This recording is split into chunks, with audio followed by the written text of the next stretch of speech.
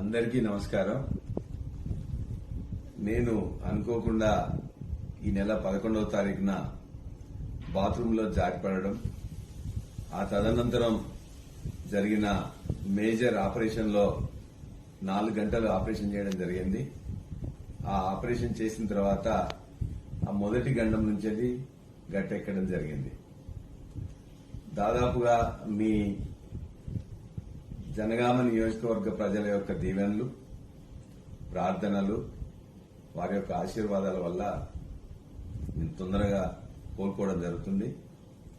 అదేవిధంగా నా బంధుమిత్రులు, మన పార్టీ నాయకులు, కార్యకర్తలు చాలా మంది ఇక్కడికి రావాలని చెప్పేసి ప్రయత్నం చేశారు. వాళ్ళందరినీ కలవలేకపోయాను.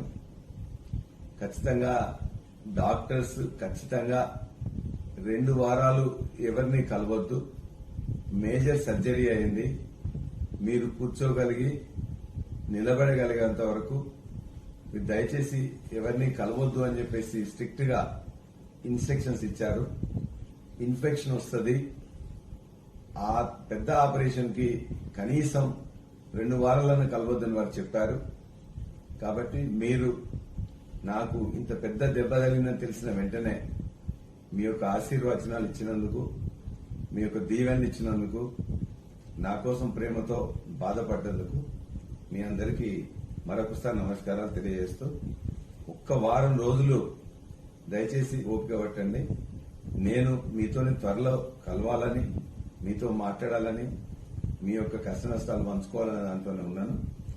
మీకు మరింత సేవలు అందించడానికి ఒక్క వారం రోజులు మీరు ఓపిక పట్టినట్లయితే ఖచ్చితంగా తొందరగా కోలుకొని మీ యొక్క సేవలో నిమగ్నమైతా అని చెప్పేసి ఆశిస్తూ మీ అందరికీ మరొకసారి నమస్కారం తెలియజేస్తున్నాను.